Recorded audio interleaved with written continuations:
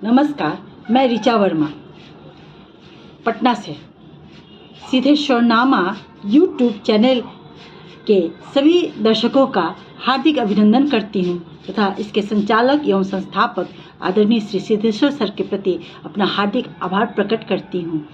इन्होंने मेरी लघु कथा को इस मंच पर लाने का एक अवसर प्रदान किया है। मेरी लघु कथा निशाना मी टू आंदोलन से प्रभावित है।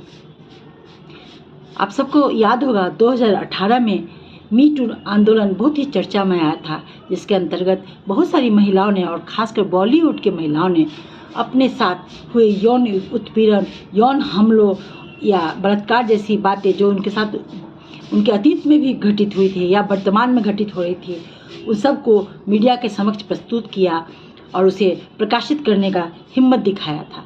तो यह लघु कथा उसी आंदोलन से प्रेरित है और उसी दौर में लिखी गई थी, जिसका शीर्षक मैंने रखा निशाना। क्या मैं अंदर आ सकती हूँ? आओ रमा, तुम्हें पूछने की जरूरत नहीं है। जी सर, कहते हुए रमा बॉस के ठीक सामने वाली कुर्सी पर बैठकर अपने पर्स से नोटबुक और कलम निकालकर डिक्टेशन लेने का उपक्रम करने लगी। तुम भी क्या आते आते कलम लेकर बैठ गई? और बताओ, इस ड्रेस में तो तुम कमाल की लग रही हो।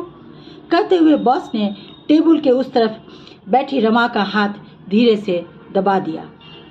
एक बार फिर रमा के दिल में आया कि बॉस के गाल पर एक झन्नाटेदार थप्पड़ रसीद कर दे, और एक बार फिर रमा ने अपने आप को रोक लिया। अच्छा, मैंने तुम्हें जो स्मार्टफोन दिया था, पसंद आया? जी, रमा ने सर झुकाए झुकाए जवाब दिया। कल रात मैंने तुम्हें वीडियो कॉल किया था, तुमने फ़ोन क्यों नहीं उठाया?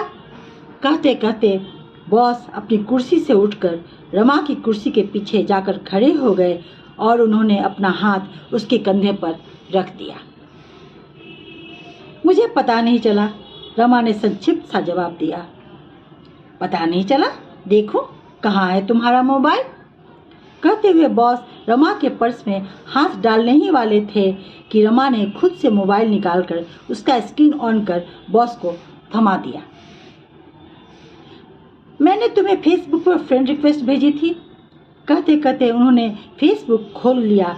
तभी उनकी नज़र फेसबुक स्टेटस के सेव्ड अधूरे ड्राफ्ट पर पड़ी, जो इस प्रकार था। मैं मी टू आंदोलन का हृदय से स्वागत करती हूँ। आजकल मैं भी कुछ ऐसे ही दौर से गुजर रही हूँ।